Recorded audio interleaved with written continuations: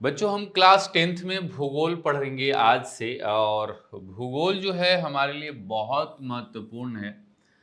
भूगोल जो विषय है इसके बारे में हम लोगों ने क्लास शुरू से ही पढ़ते आए हैं। क्लास 6 में पढ़ा हम लोगों ने, क्लास 7 में पढ़ा, क्लास 8 में, क्लास 9th में, क्लास 10th में पढ़ेंगे। ठीक है, तो इस टॉपिक का नाम है भारत, संसाधन एवं उपयोग। संसाधन हम लोग क्लास 8 में भी पढ़े थे, याद है आप सभी को? क्लास 8th में हमने संसाधन पढ़ा था। बच्चों एक चीज आपसे कहना चाहेंगे हम कि अगर आपको अच्छे से समझना है भूगोल को, ठीक है, भूगोल को आपको अच्छे से समझना है तो आप जैसे आप फ्यूचर में आईएएस बनना चाहते हो या कुछ भी करना चाहते हो तो भूगोल एक महत्वपूर्ण रोल प्ले करता है। तो हम आपसे कहेंगे कि क्लास 6 का जाकर के देख लीजिए, क्लास 8 का जाकर के देख लीजिए, क्लास 10th का जाकर के देखिए। मैंने अभी आप पढ़ रहे हैं क्लास 10th में, संसाधन का हर जगह जिक्र है। खास करके अगर संसाधन और अच्छे से पढ़ना है तो क्लास 8 के चैप्टर को पढ़िए और फिर क्लास 10th को पढ़िए, क्योंकि ये दोनों जो चैप्टर्स हैं ये आपके लिए बहुत महत्वपूर्ण है। हम पूरी कोशिश करेंगे कि आपको, अगर आपने नहीं पढ़ा है वहां फिर भी आपको अच्छे से चीजें समझ में आए, हम पूर्णतः कोशिश करेंगे इस चीज का। ठीक है बच्चों, चलिए हम शुरुआत करते हैं। आपके विषय को हम समझने का प्रयास करेंगे हम आपके साथ। संसाधन का महत्व। बच्चों संसाधन, जैसे जिक्र नाम आता है संसाधन, दो शब्दों से मिलकर के बना है संसाधन। मतलब प्राकृतिक में उपलब्ध या मानव रूप से उपलब्ध हर वो वस्तु या व्यक्ति जो एक साधन के रूप में इस्तेमाल आता है। जैसे मैं एक शिक्षक हूं, मैं आपको पढ़ा रहा हूं तो मैं एक साधन हुआ। मैं ये पेन का उपयोग कर रहा हूं और लिख करके आपको समझा रहा हूं, ये पेन एक साधन हो गया। जैसे ये पेन इस काम का नहीं रहेगा, ये फिर साधन नहीं रहेगा हमारे लिए। ठीक है ना? साधन भी, जैसे साधन एक शब्द जो हम उपयोग करते हैं, ये साधन भी हो सकता है कि मेरे लिए ये साधन हो, आपके लिए साधन नहीं हो। यानी कि साधन जो है व्यक्ति वस्तु के स्थान पर परिवर्तन होता है। एक टीचर के लिए चौक जो है वो साधन है, एक विद्यार्थी के लिए ये साधन नहीं है। पेन एक विद्यार्थी के लिए साधन हो सकता है, वहीं एक ईंट ढोने वाले मजदूर के लिए पेन साधन नहीं है जब वो उस काम को कर रहा है। ठीक है, तो साधन संसाधन बदलते रहता है।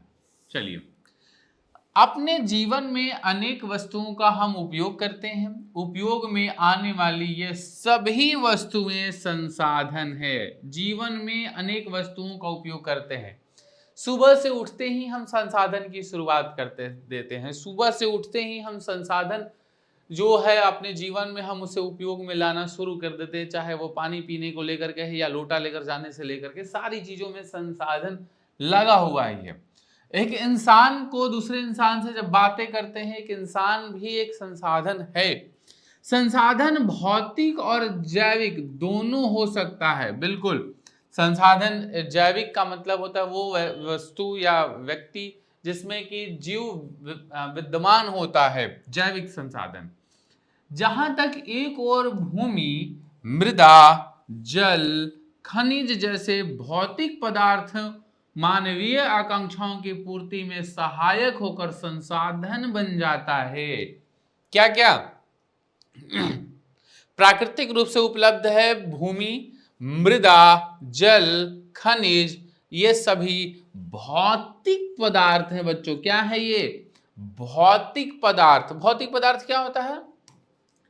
भौतिक पदार्थ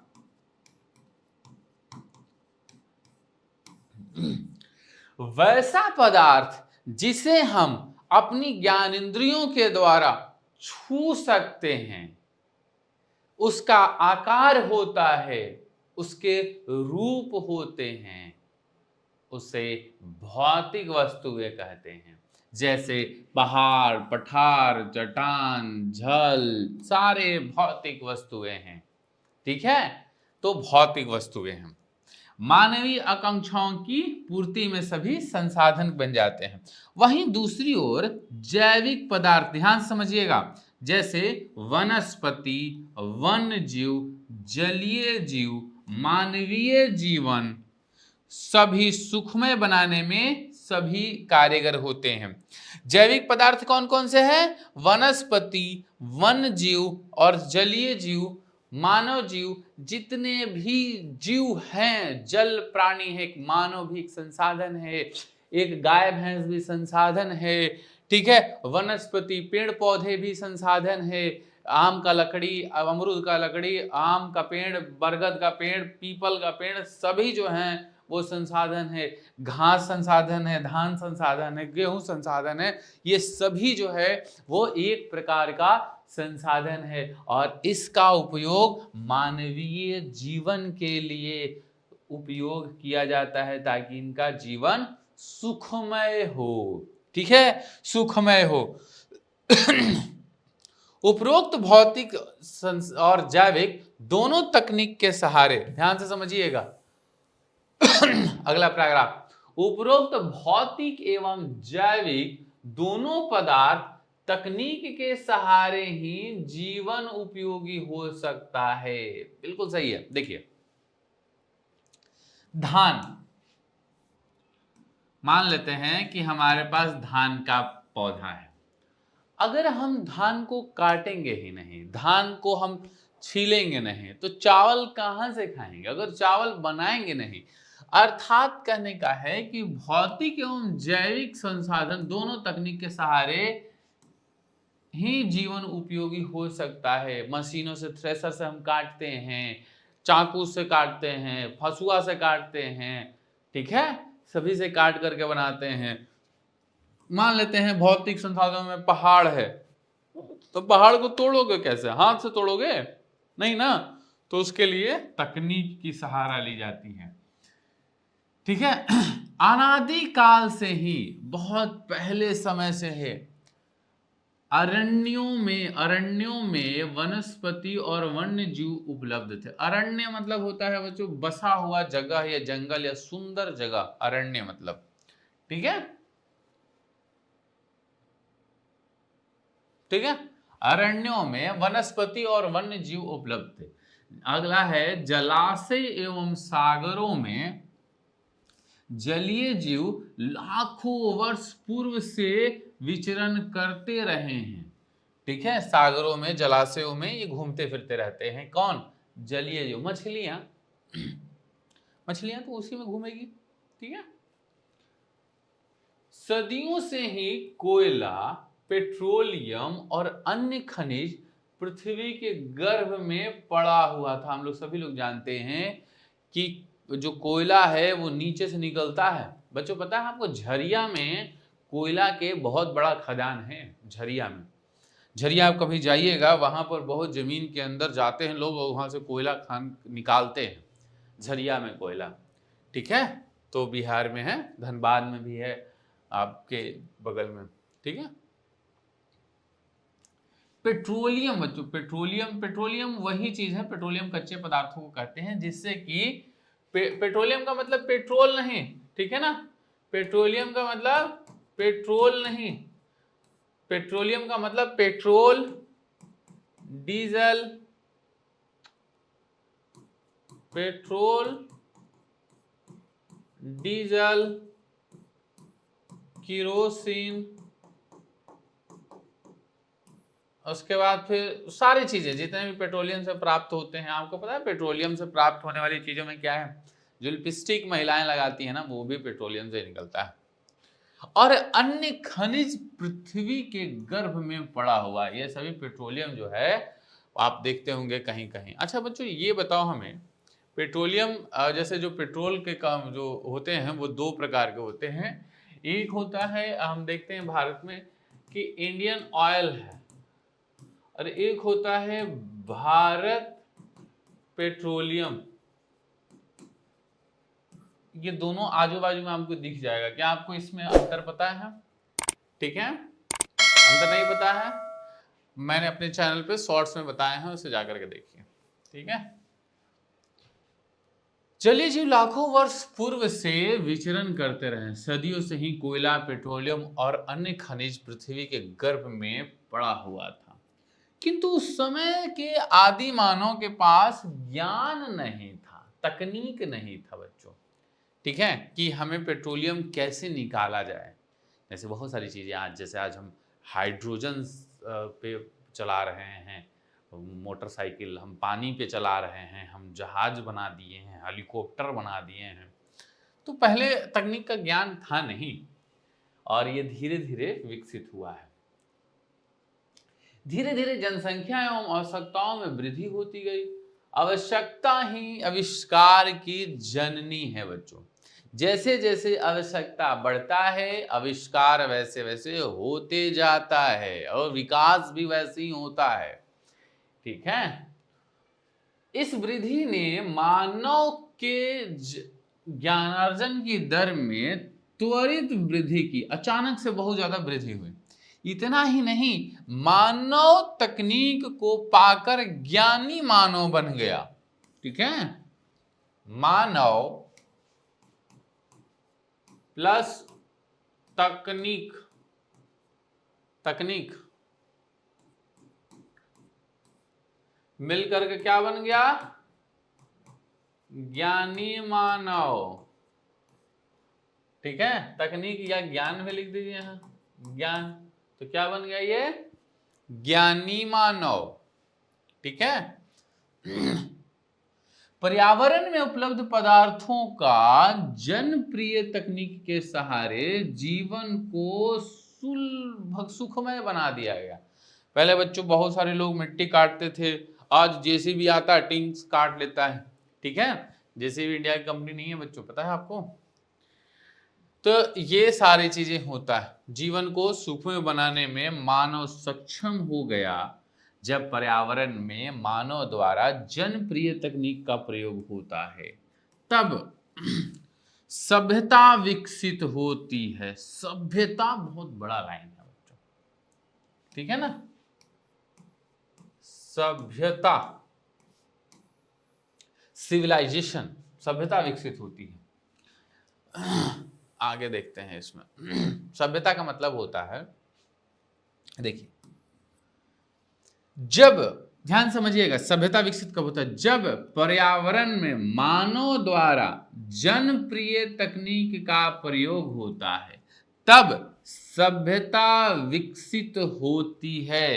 अंततः मानवीय जीवन निर्वाह के तौर तरीके सांस्कृतिक संसाधन की स्थिति को प्राप्त कर लेता है। सभ्यता एक संस्कृति, ये शब्द है। सभ्यता क्या होता है कि जब हम किसी क्रियाकलाप को कर रहे होते हैं और वही प्रक्रिया अन्य आसपास जगहों पर विकसित हो जाती है। जैसे कि अभी हमने शुरू किया कि हम कोई एक कल्चर, कोई छोटी सी कल्चर हमने, मान लेते हैं हमने विकसित किया कि शादी विवाह के बाद बेटी की कन्यादान अगर करना हो तो 2 दिन बाद करेंगे।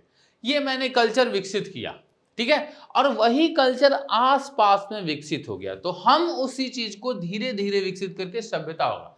मान लेते हैं आपके गांव में ट्रैक्टर से खेती होती है और उसके आजू बाजू में बैल से खेती होती है, लेकिन आपने एक तकनीक बनाया, तकनीक का इस्तेमाल किया, ट्रैक्टर का इस्तेमाल किया और ट्रैक्टर से आपने खेती करवाई आजू बाजू, फिर सभी लोगों ने उसी ट्रैक्टर से खेती कराना शुरू किया और बैल को लोग बेच दिए, तो अब कहलाएगा ट्रैक्टर सभ्यता, यानी कि सभ्यता का तब विकास हो जाता है और सभ्यता उसी नाम से जानी जाती है। ठीक है, सभ्यता बहुत टेक्निकल टर्म है।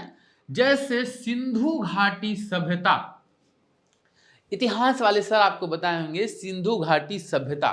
तो सभ्यता का मतलब यह होता है कि जब कोई व्यक्ति विशेष या कोई भी संसाधन, ठीक है, किसी खास जगह पे उत्पन्न होता है और फिर उसके आजू बाजू में वो फैल जाता है।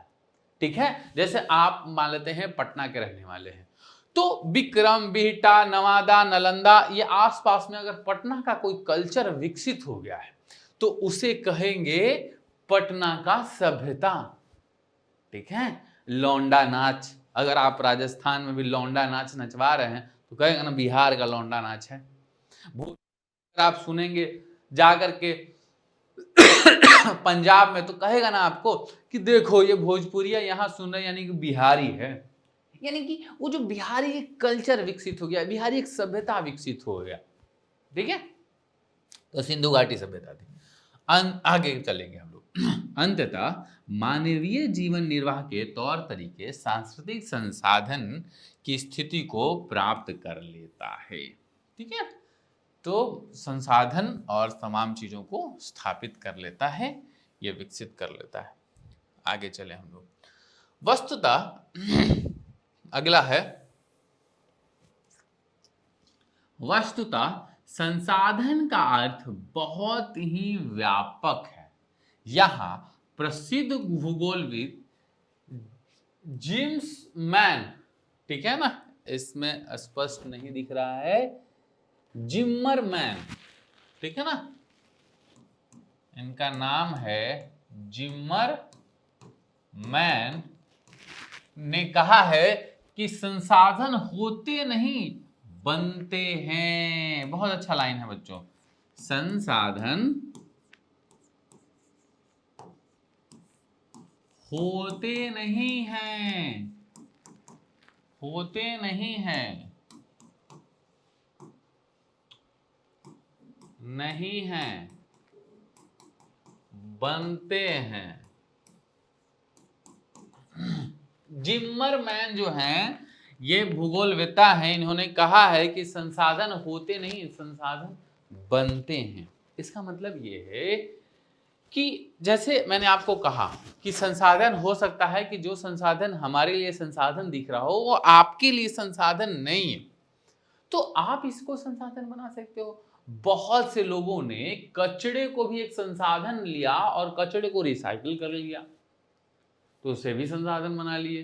केले का छिलका आप फेंक देते हैं, ईख का रस चूबने के बाद हम फेंक देते हैं, भारत सरकार उसी से और पेट्रोलियम निकाल रही है। उसी से जब हम हग देते हैं और हगने के बाद चला जाता है, कोई उसको संसाधन बना लेता है और उसी को बायोगैस बना लेता है। ठीक है, मल मूत्र को जमा करके कोई संसाधन बना लिया। तो संसाधन होते नहीं हैं, संसाधन बनाए जाते हैं। ठीक है, हर कुछ संसाधन है, हर कुछ संसाधन है इस पृथ्वी पर विराजमान हर वो चीज। वर्तमान परिवेश में सेवा को भी संसाधन माना गया है। बिल्कुल, सेवा हम आपको पढ़ा रहे हैं तो ये भी एक संसाधन है। ज्ञान बहुत बड़ा संसाधन है। हमने अभी देखा था कि मानव में जब ज्ञान हो जाता है तो वही ज्ञानी मानव बन जाता है। ठीक है, तो वर्तमान परिवेश में सेवा को भी संसाधन माना गया है। कोई गायक या कवि या चित्रकार अपनी क्रियाकलाप से धनार्जन या स्वयं को संतुष्ट करता है। हाँ बच्चों, आजकल तो यूट्यूब का जमाना है, लोग रील्स बना रहे हैं, रील्स बना बना करके नाच रहे हैं, वो भी एक संसाधन है। ठीक है, जब ये किताब लिखी गई थी तो यूट्यूब नहीं था, नहीं तो यहां भी लिख देता कि जैसे कोई यूट्यूबर अपना नाच गाना और तमाम चीजें नाच नाच के दिखा करके अपनी कल्चर, सभ्यता, संस्कृति को जो है वो नंगा नाच कराता है, और उसको भी कहते हैं संसाधन। खैर अलग अलग चीजें हैं, हम इसे प्रमोट नहीं करते हैं बच्चों। तो नाचने गाने को लोग भी कहते हैं। कोई गायक या कवि, चित्रकार, यूट्यूबर जो भी है क्रियाकलाप में धनार्जन अर्जित करते हैं, स्वयं को संतुष्ट करता है, तब उसके द्वारा ये कार्यकलाप भी संसाधन ही कहलाएगा। कोई यूट्यूबर के लिए संसाधन क्या है? लाइट है। कोई यूट्यूबर के लिए संसाधन क्या है? कैमरा है। वो नाचेगा, गाएगा, मुंह नाक टूटेगा, डिस्को डांस दिखाएगा। तो आजकल का ट्रेंड है, आज यूट्यूबर बनेगा। ठीक है, तो यूट्यूबर बनाएंगे। पहले था पढ़ेंगे लिखेंगे बनेंगे नवाब, खेलेंगे कूदेंगे हो गए खराब। आज के दौर में है कि पढ़ेंगे लिखेंगे बनेंगे बेरोजगार और नाचेंगे गाएंगे बनेंगे यूट्यूबर। ठीक है, तो ये दौर है कि पढ़ेंगे लिखेंगे, बनेंगे बेरोजगार, और नाचेंगे गाएंगे, होंगे रील्स और यूट्यूबर, बनेंगे यूट्यूबर। तो ये चीजें हैं। तो ये सभी चीजें संसाधन कहलाती है। कवि कविता की रचना करता है, चित्रकार चित्रकारी करता है, गायक अपनी गायकी भी करता है। गायकी का तो अलग ही है क्रेज भैया। भोजपुरी में जब तक कि ढोढ़ी नहीं होगा तब तक कोई गाना ही नहीं चलेगा, और भोजपुरी वालों के पास शब्द भी नहीं है। और भोजपुरी में बहुत सारे गाना अच्छा है, बहुत सारे निर्गुण को आप सुनिए, मैं निर्गुण सुनता हूँ, बहुत सारे निर्गुण बहुत अच्छे अच्छे हैं। जीवन के यथार्थ को भी बताते हैं। कविता जो कवि कहना चाहता है, जो गायक कहना चाहता है, उसके यथार्थ को समझने का प्रयास करिए। जैसे अभी अभी गाना है कही, एक तो समय आ गइल, इस तरह का गाना है, तो बहुत अच्छा है, बहुत अच्छा ठीक है। लेकिन वहीं चोली ढोढ़ी ये सब चीज़ें गाना जो चलता है आजकल के ट्रेंड में है, तो जब तक ये चीज़ें नहीं चलेगी तब तक लोगों को पसंद भी नहीं आता, लोग सुनते भी नहीं हैं। तो गायकों के बारे में क्या ही कहा जाए, गायक। और हम बात करते हैं भोजपुरी। भोजपुरी बहुत ही फेमस है बच्चों। भोजपुरी एक गाय शब्द नहीं, एक संस्कृति बन चुकी है भोजपुरी। लेकिन भोजपुरी अपने आप में बहुत ही अच्छे मतलब था। हम भरत शर्मा जी को सुनते थे, जब उनकी निर्गुण को सुनिए आप, बहुत अच्छा है, मैं उन्हें फॉलो करता हूँ। लेकिन आजकल के दौर में है बच्चों, पता नहीं कौन भी कोई गायक बन जाता है कि कुछ भी, मतलब क्या बताएं आजकल के। आप अभी मैं एक इंसिडेंट आपको सुनाता हूँ ना। अभी जब मैं एक वीडियो रिकॉर्ड कर रहा हूँ, तो अभी के बाद से फरवरी में सरस्वती पूजा है। सरस्वती पूजा है, सरस्वती पूजा माँ सरस्वती का है बच्चों। सरस्वती पूजा हमें करना चाहिए। माँ सरस्वती विद्या की देवी हैं। साधना की करना हमारा धर्म है, साधना हमारा उनका मतलब हम उन्हें मानना चाहिए, हमें करना चाहिए।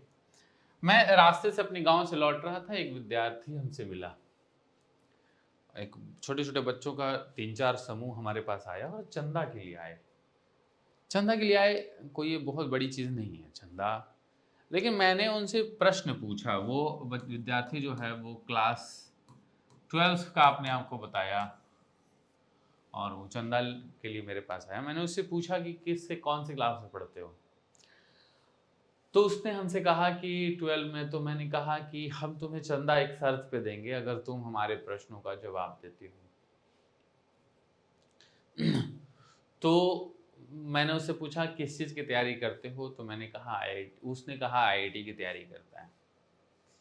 मैंने कहा बहुत अच्छा, मुझे अच्छा लगा। फिर मैंने उससे 1-2-3 प्रश्न पूछे, उसने एक भी प्रश्न का जवाब नहीं दिया। ऐसा नहीं था कि प्रश्न बहुत टिपिकल था, मैं चाहूँता तो टिपिकल प्रश्न पूछता, तो मैंने सिंपल पूछा बच्चों कि न्यूटन के गति के दूसरा नियम क्या है, न्यूटन का पहला नियम क्या है। वो नहीं बता पाया, 12 का विद्यार्थी है। फिर वो उल्टा हमसे बोलने लगा कि हाँ जो है सो ये 11th का नहीं है, ये 12 का नहीं है, ये 11th का है, ये 12 का नहीं है। तो ये चीज़ें बच्चों, उसने बताया कि हम पटना में रह के तैयारी करते हैं। मुझे काफ़ी दुख हुआ, मुझे इस चीज़ को लेकर के काफ़ी दुख हुआ। मैंने उसे समझाया कि देखो सरस्वती पूजा मनाना कोई नहीं है, लेकिन साथ साथ आप पढ़ाई करो। बच्चों देखो, मैं जिस पृष्ठभूमि से हूँ, मैं जिस पृष्ठभूमि से आकर के मैं आपको पढ़ा रहा हूँ, ठीक है, मैं क्यों पढ़ा रहा हूँ आपको, क्वेश्चन मार्क ये है कि मैं क्यों ये चीज़ें, मैं सिविल सर्विसेज के बच्चों को पढ़ाता हूँ, मैं आईएएस के बच्चों को पढ़ा रहा था। मैं आपको क्यों पढ़ाऊँ? मैं ये संसाधन पढ़ाने में मैंने बहुत पढ़ा है, मैं बहुत सारी किताबों को पढ़ा है। मैंने ज्योग्राफी के ऑप्शनल से 2-2 बार हमने इंटरव्यू दिए हैं। तो मैं क्यों पढ़ाऊँ आपको इन सारी चीज़ें? मैं आईएएस के बच्चों को क्यों ना पढ़ाऊँ? ठीक है? तो सवाल ये है बच्चों, मैं इसीलिए प्रयास कर रहा हूँ, जैसे वो बच्चा था उसको कुछ नहीं आ रहा है, जो हम आपके जैसे लोग हैं ना, हम भी बिहार बोर्ड से पढ़े हैं, मैंने दंश वो झेला है, मैंने वो दर्द को देखा है कि कहाँ पर महसूस होती है, कहाँ पर वो चीज़ें जो है वो हमें दबाया जाता है। जब हम 10th की परीक्षा पास करते हैं, 12 में जाते हैं, सारी चीज़ें मतलब दबदबा है उन सिविल सर्विसेज CBSE ICSE बच्चों का, और हम कहीं एग्जिस्ट नहीं कर पाते हैं। तो वो दर्द है मेरे अंदर, मैं नहीं चाहता हूँ कि जो मैंने कमियां महसूस की वो आप महसूस करो, तो इसीलिए मैं पढ़ा रहा हूँ। अन्यथा मुझे आपको पढ़ाने में मतलब जो बच्चे इस तरह से उदंड होते हैं कि खुद नहीं पढ़ना है यार, चलो जैसे तैसे कर लेना है, क्या मतलब रह जाएगा। ठीक है, तो चलिए ये सब चीज़ें मैं अपना एक प्रयास कर रहा हूँ, मैं देखना चाहता हूँ कि मैं इस समाज को, इस सोसाइटी को मैं कुछ बदल पा रहा हूँ या नहीं कर पा रहा हूँ। अगर मुझे लगेगा 1-2 सालों में कि आप में से बहुत से लोगों ने नहीं चूज किया या नहीं पढ़ रहे हो, छोड़ देंगे हम, क्या मतलब रह जाएगा हमें पढ़ाने का। क्लास 6 में पहले मैंने IAS की तैयारी खुद की, उसके बाद फिर मैं IAS के बच्चों को पढ़ाया, उसके बाद फिर मैं आपको पढ़ा रहा हूँ क्लास 6 7th। बहुत अपने आप को, जैसे संसाधन है ना, संसाधन, सिर्फ संसाधन पे हम आपका 6 से 8 घंटे का क्लास ले सकते हैं, सिर्फ संसाधन के ऊपर। लेकिन मैंने आपकी किताब को उलट करके इसलिए रखा हूं ताकि मैं इससे बाहर ना जाऊं और मैं आपको इसी के दायरे में चीज़ें समझाऊं। ये बहुत अच्छी किताब है, मैं चाहता तो बहुत सारे नोट्स या PPT है वो तमाम चीज़ें हेन तेन ला करके आपके सामने रख दूं, बम्बार्डिंग कर दूं आपके ऊपर, और आपको बाउंस हो जाए सारी चीज़ें आपके ऊपर से, कोई मतलब नहीं रहेगा उन सब चीज़ों का। ठीक है, तो चलिए आगे चलते हैं। सच तो यह है बच्चों कि मानव स्वयं भी एक संसाधन है, मानव भी एक संसाधन है। ठीक है ना, मानव एक संसाधन, मानव भी एक संसाधन है, क्योंकि इसके पास ज्ञान होता है जिसके सहारे वह किसी भी वस्तु को उपयोगी बना सकता है। अतः यह धारणा भ्रामक है कि संसाधन एक प्राकृतिक उपहार है। संसाधन एक प्राकृतिक उपहार तो है ही, साथ ही साथ जब तक उससे मानवीय ज्ञान और मानवीय तकनीक नहीं लगेगा तब तक वो संसाधन संसाधन नहीं बनेगा। ठीक है बच्चों, वो नहीं बनेगा। किसी भी देश का आर्थिक सामाजिक मेरुदंड होता है संसाधन। ठीक है ना, मेरुदंड समझते हो, रीढ़ की हड्डी, ये जो रीढ़ की हड्डी होती है, मेरुदंड जो सबसे मजबूत होता है, जिसको कहते हो ना आप मेरा बैकबोन हो, मतलब मजबूत वाला, जब आप टूट गए तो हम खत्म। तो ये बहुत बड़ा चीज होता है। संसाधन किसी भी देश का आर्थिक सामाजिक मेरुदंड होता है, समझिएगा ये लाइन। ये संसाधन किसी देश का मेरुदंड होता है, मेरुदंड होता है। ठीक है ना, मेरुदंड होता है।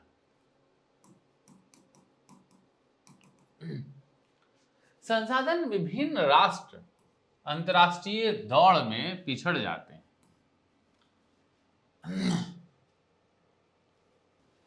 संसाधन विपत्र विपत्र विपत्र राष्ट्र अंतर्राष्ट्रीय दौड़ में पिछड़ जाता है। इसका मतलब यह नहीं है कि प्राकृतिक संसाधन से संपन्न राष्ट्र ही विकास करते हैं।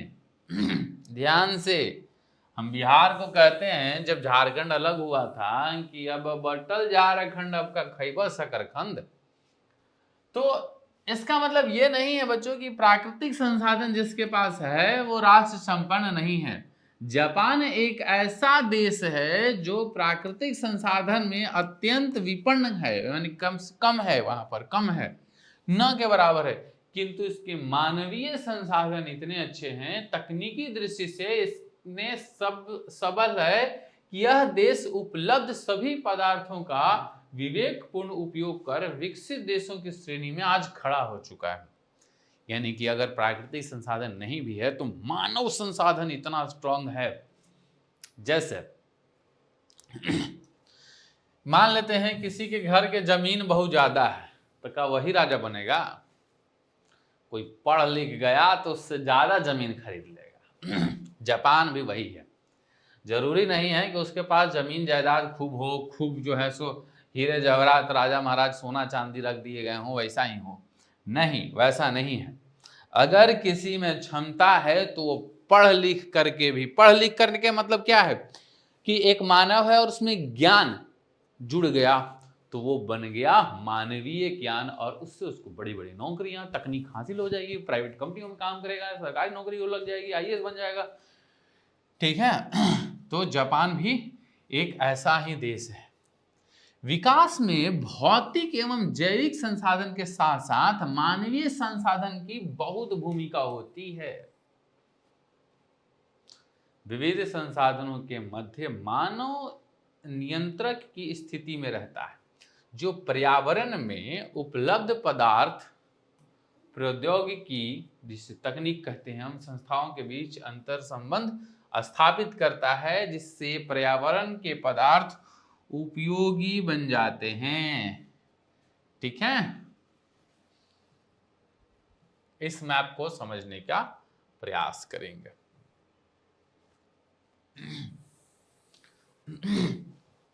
देखिए, पर्यावरण को अगर संसाधन बनाना है तो मानव जरूरी है, प्रौद्योगिकी और तकनीक मानव जरूरी है, संस्थाएं मानव जरूरी है।